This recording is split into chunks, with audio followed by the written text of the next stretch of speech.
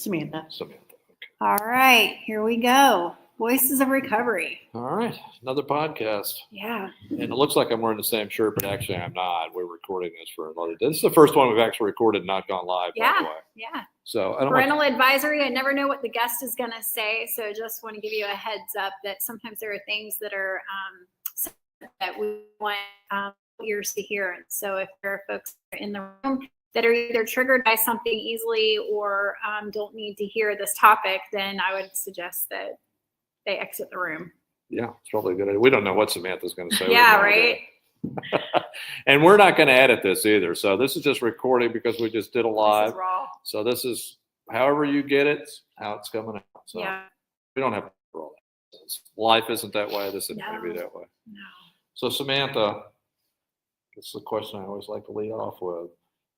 Where and at what point in your life wasn't working anymore when you were out there doing what you were doing? Did you have a brief moment of clarity? Did you have just an incident or an episode or something where you said, I can't do this anymore. I got to change what I'm doing?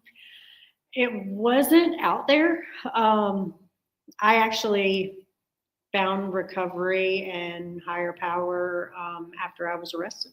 Okay. Sitting in Marion County's finest with a new set of bracelets. All right. Looking at a lot of prison time for my charges and not knowing whether I was going to go to prison or not. And by that time, I had over 30 years out there. So it was a wake-up call to wake up withdrawing. And anybody that's ever been in Marion County Jail knows it's one of the worst jails in the nation. So I had nobody to call, had nobody to turn to. And at that point, I had been praying for death for so long and it not finding me that I finally, after my head kind of got clear, after I'd say some people that were in the jail with me that had been there for an extensive amount of time said that I was dead on their porch for like 2 weeks, just laying there, detoxing. So when my mind did start to get a little clarity, I sat down and I was just like, you know what? I give up. Nothing that I've done up until now is ever worked. I give up. I give everything to you. I quit praying for things. I quit praying for bond. I quit praying for anything. And I started reading the Bible. There was a girl in there with me that she actually raised me every day. And I sat in there 7 months to the day before I was able to get out on drug court. And the only reason that happened is because I had no prior charges for my whole life. So I was able to score out to be able to do drug court. And I did exactly what I said I was going to do when I got out. I did that program's anywhere from 13 months to 24 months. I completed it in 13 months to the day. Never no sanctions, never no mistreatment, never no missed drug tests. I was awarded one of the first females in Marion County to be the role model for that program. Awesome. I remember that day. That's awesome. So what's it like now that you're clean and sober, that's behind you? What has kind of led you to where you're at, sitting right here doing this? Besides we ask you to. Well, when I got out and I started doing AA, I did start doing AA first. I can't lie and say that I immediately started going to church, and I started AA, and it started resonating with me that, I had tried to get sober just on that before, and I had relapsed. So I started to think, AA is so, there's too much. I'm trying to think of the words I'm trying to use. There is so much within the two that if you combine them, I said, if I combine both of them in my everyday life, equally, then there shouldn't be no reason that I should, and it's worked for me great. They go hand in hand to me. As long as I'm doing one and I'm doing the other. And I tried to stay doing exactly what I had started doing from the when I first come out. My meetings, the people, church, we chair meetings. I do speaker meetings. I sponsor when I can. Right now I started going back to college, so I've had to kind of step back away from that a little bit because I don't want to try to sponsor somebody and not be able to with my schedule. But other than that, I just keep doing what I started doing. That's awesome. And that seems to keep me doing pretty good. So I got $1 million question, because we don't get an opportunity to interview females in recovery very often, right? You're like our first since we've been doing this. Second. Oh, that's right. The second. Okay. But I had joy watching the relationship like evolve with you and Nick, which in fact, can we show it? Let's show it. They got engaged on Christmas Eve. Yes, got to be first, right there watching the whole thing happen. But there's this whole thing about relationships in recovery. I love your story about the boundaries that you put around that. Can you talk about that a little bit? Because there's a woman out there right now that is on the verge of a relationship, and it's going to make or break her recovery. Yeah. Okay, I'm going to say what my sponsor told me, and I did what she told me. Even though I did have that thought of, man, I really don't want to do this. My sponsor told me when I picked her as my sponsor, she said, one rule that I have is you will not enter a relationship until, not really a rule, but she said my number one suggestion would be do not get in a relationship until you've completed the steps. And the reason she said that is because the person you are when you start the steps will not be who you are when you finish them. Right. Amen. You will not attract the same type of person, and that person will not be attracted to you. And for the first 2 months, I was like, man, I hear that all the time, and I did. She said, I can't tell you that you can't see people. Right. And I kind of listened. I started talking to somebody that was in Phoenix House, and it took me maybe 2 or 3 weeks before it clicked. He was actually a narcissist. Like, he would get mad at me if I didn't answer the phone. And I'm like, you know what? This is what I've always been with, is people that try to control me, or it's always me doing something wrong and not them. And I told him, I was like, you know what? My sponsor says I can't date. And I got rid of him. Blame it on the sponsor. And from that point on, I did not date. I did not go out. I did meetings every day. I did speaker meetings. I went to the women's dinners.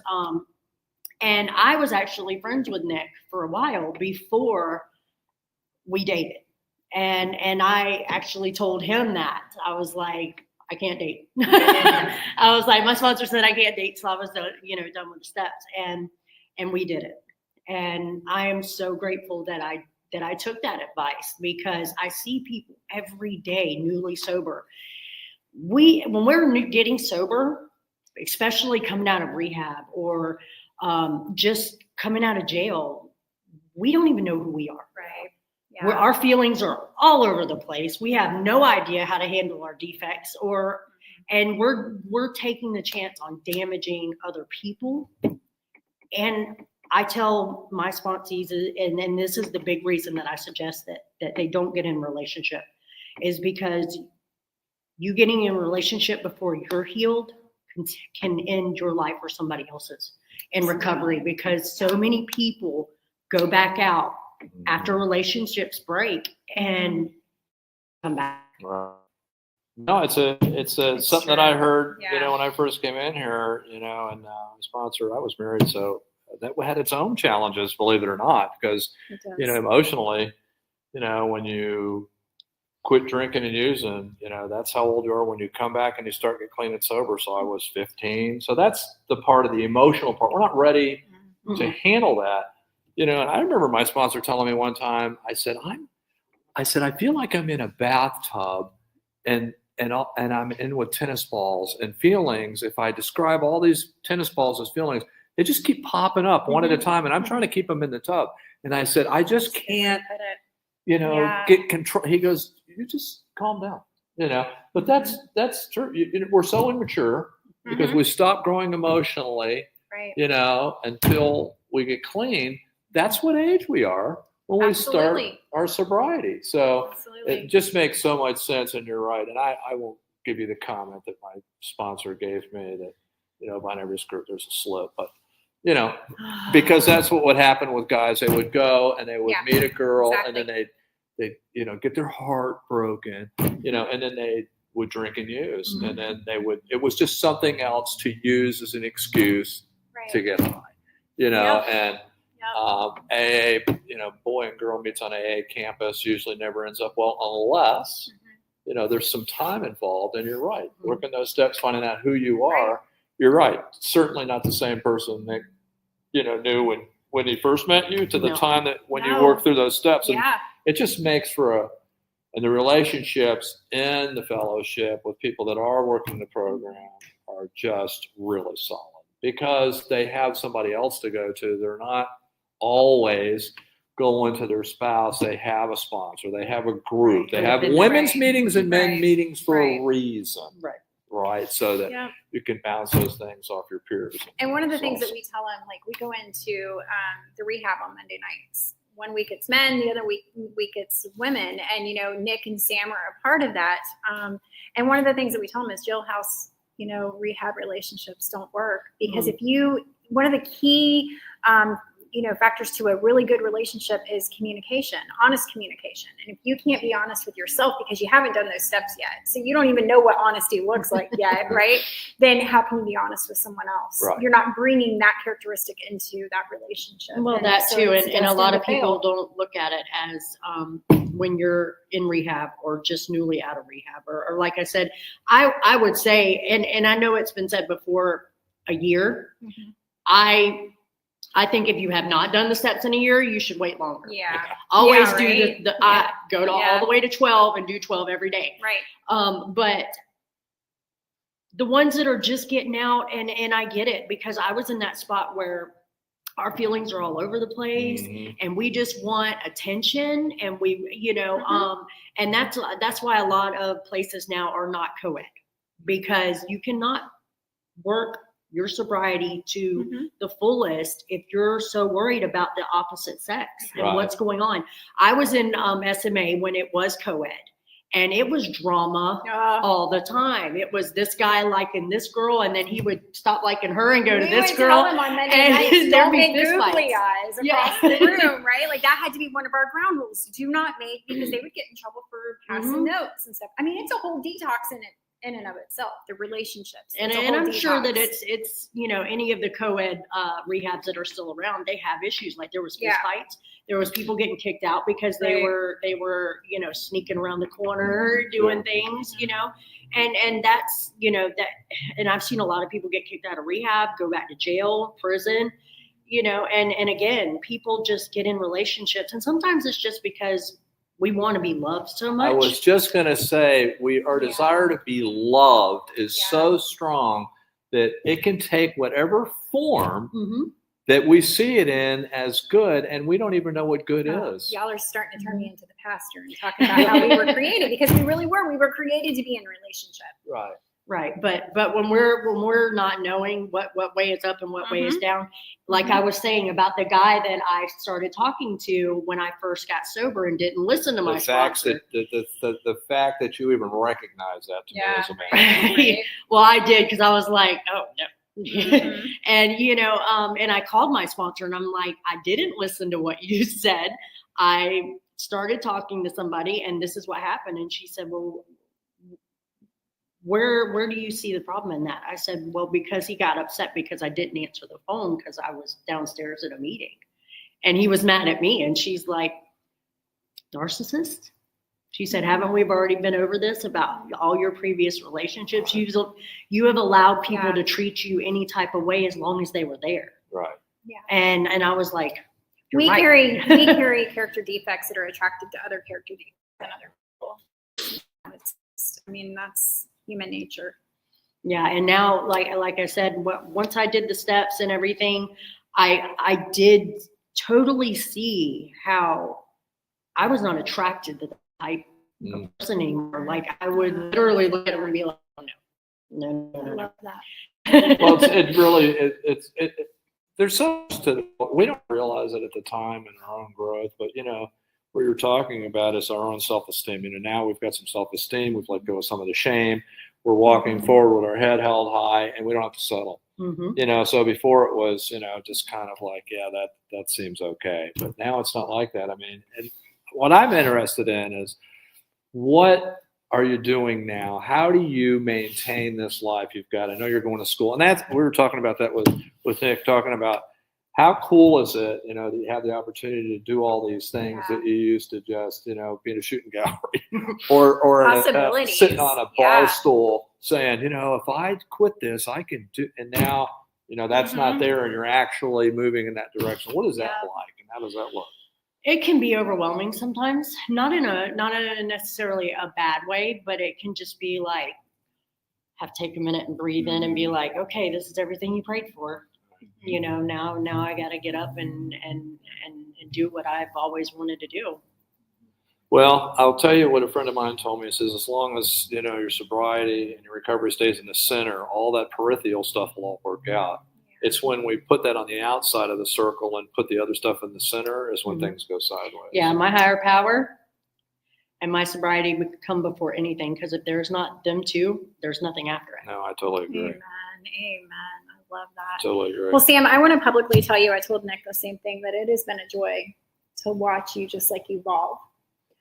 One of the greatest joys, and please forgive me, I'll edit this. I promise you I will edit this if you say anything. But I remember being on the phone with you one time. I was coming to pick you up for something, and you taking forever to do your makeup just because it was a new possibility. Something that you just putting that effort. And I don't say that. I say that to say putting the effort into you, knowing that you're worth it, and watching that light just come alive in your eyes has been wonderful. So thank you for all that you do, even outside of Nick. Thank you for all that you do and all of the time and energy that you put into our recovery community. You're welcome. And the thing that I love is I've met her 10 minutes ago. Yeah. And the people in the recovery community the feelings that intertwine us are like no other, because we know that we have overcome so much to be sitting here trying to share this message with somebody that's suffering. Yeah. And that says it all. And we don't have to hide it, right? We don't have to hide it. We can be who we are. Apparently not. That's it. Well, no, I definitely am recovering out loud. That's awesome. Love it. We appreciate you so much. Say it again. I'm in recovery out loud. Why?